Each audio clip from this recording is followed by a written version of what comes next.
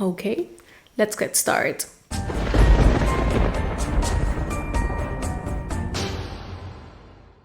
Hey horror freaks, welcome back to my channel. My name is Amanda. If this is the first time here, don't forget to subscribe and hit the bell icon so you get a notification every single time that I post a video, and I post every single week. As you guys see from the title, today's video is going to be my full review with spoilers of Hatchin.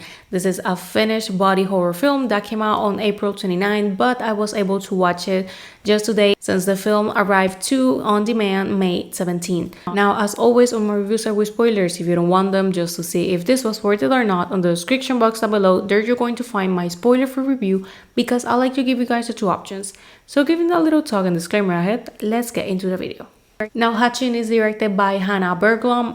I don't know if I am mispronouncing it, most likely, like most things on this channel. Hatchin is going to follow a 12-year-old Tinja that is desperate to please her mother, a woman obsessed with presenting the image of a perfect family. One night, Tinja finds a stranger egg. What hatches is beyond beliefs.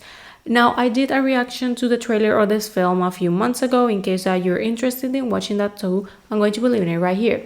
Now, by the trailer alone, you kind of know what is going to happen, and also the plot. I think that the plot and the trailer gave away too much, because when I started watching the film, I kind of sensed that I already knew what was going to happen. Now, the film is 1 hour and 27 minutes long, but it felt like 2 hours. It's a pretty slow one. But as the film goes by, it becomes a little bit predictable what is going to happen. There's specific moments that I kind of knew what was going to happen, and it did. The ending, it wasn't that predictable at all, but in general, you're probably going to find yourself knowing what is going to happen on the film. Like I said, the plot gives away too much, and also the trailer shows a lot. Now, this film has really good reviews already. It has 91% in Rotten Tomatoes, and it does deserve it, because although that's a really bad part of the film, still the film has pretty good things. The first one that I want to talk is the acting. The girl that played Tinja, whose name I cannot pronounce, so I'm going to be putting right here. That girl, they had a rough time trying to find the right girl for this part, since it's going to be a dual part, since she has to play Tinja and Ali, that it's the creature that we see on the trailer, and basically what she hatches. What comes out of the egg, it looks at first like a bird, but eventually it takes the form of her. So we have in her doing two completely different characters, although they look the same. I think that she did a really good job. The makeup looked amazing. So I really think that she did a really good job, specifically when it came to the facial expressions. When it comes to Tinja, she always looks so worried and like under pressure. But when it comes to Ali, she looks, of course, more wild and, of course, different, since, of course, she was before a bird. And at the end of the film, of course, you can really see how different both of them are. Like, it goes like in crescendo when it comes to the acting. At first, of course, since the creature is taken little by little of Tinja, but when it comes to the acting, you can see by the end how she's full into Ali's also. So a really good job. The other characters are the mother, the father, and Matthias, who is the little brother. He was really annoying. I wanted him dead, I'm not gonna lie. I was expecting other members of the family dying or that type of dynamic, but that doesn't happen. The whole family survives. There's not really much killing here. When it comes to the body horror, that it's basically the main thing on this film, I think that they did a really good job. Also, the makeup, like I said, it's amazing. Now, there's no really deaths when it comes to this film. There's more attacks. The only thing that dies is a dog, and we see it without a head. Look at pretty real. Of course it's not, but look at pretty real. And we have a girl that is the owner of the dog that is attacked by the monster, and she ends in the hospital. Of course, she lost one of her hands, and she has stitches all the way through here on her face, so you know that it was brutal. She almost died. And of course, she only has that type of makeup when you're injured. And of course, the whole makeup when it comes to the creature becoming Tinja, because at first is a puppet, but it's used as the bird, but eventually, of course, is the girl that played Tinja. It's playing also Ali. This is when we see the makeup when it comes specifically on the mouth, when she's changing. really good. The reality in general, I think that they did a pretty good job with that. Now the film reminded me a little bit to Black Swan when it came to her playing two characters at the same time. Kinda a little bit, since we have Nina, that it's Natalie Portman's character, that she basically has to play both the white and the black swan. And of course, if you have seen those film, you know that by the end Nina is full on the black swan, and she's having this internal battle. Of course, here we have two separate persons, but still it's challenging for the actress. And it reminded me a little bit to Midsommar when it came to the photography and the atmosphere, since this film is very bright. You never see something dark, jump scares. There's no those type of cheesy things that are using horror here. If you look at the film, it doesn't look horror, the reality.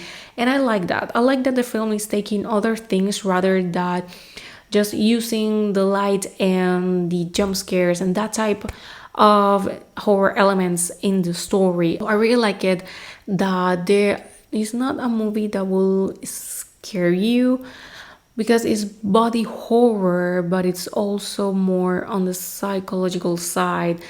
I think that this film may have a message, and since the plot, we have the mother that it's a really bad mother. She's not supposed to be a mother. She's trying to make this perfect life since she's a blogger, and she's always filming and making everything looks perfect, and she has this pressure specifically on her daughter. She doesn't really care much about her son, and she's cheating her husband, and he knows, but he's just staying. And even at some point, she's so frustrated that because of Tinja she can't have the perfect life and be happy, and she even at some point tells her, why you're so disgusting. She starts banging her head to the car, like she makes herself like a bruise over here, and her nose starts bleeding, and then she's like, oh no, nothing honey, everything is fine. That woman is a psychopath.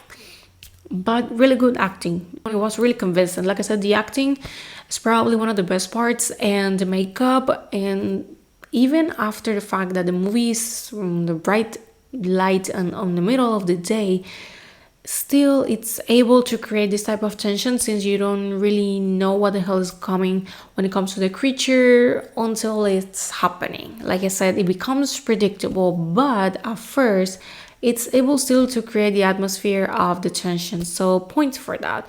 Now, like I said, the only thing that was bad for me was that they left way too much for us to know before the film came out.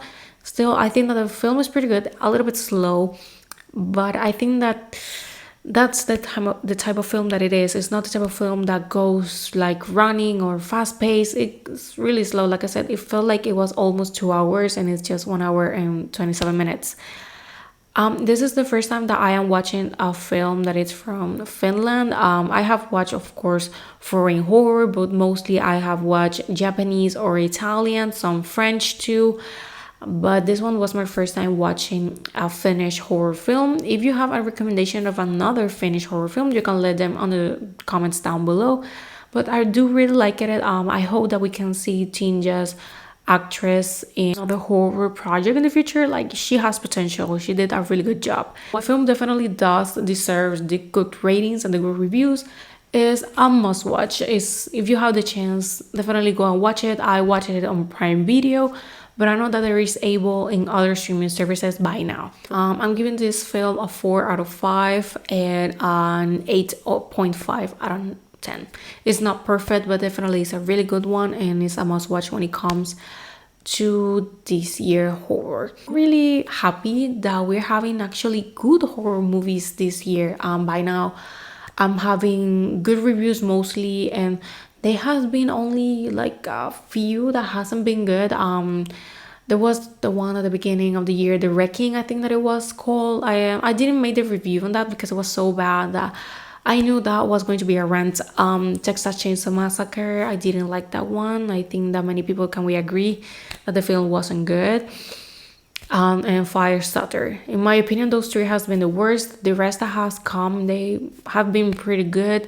pretty decent, and I know that we have way more horror coming up that it's good. I am really excited to see the Black Phone, Bodies Man, that is supposed to be releasing today, May 20. Sadly, I'm not going to be able to watch it since it's not coming here on theaters.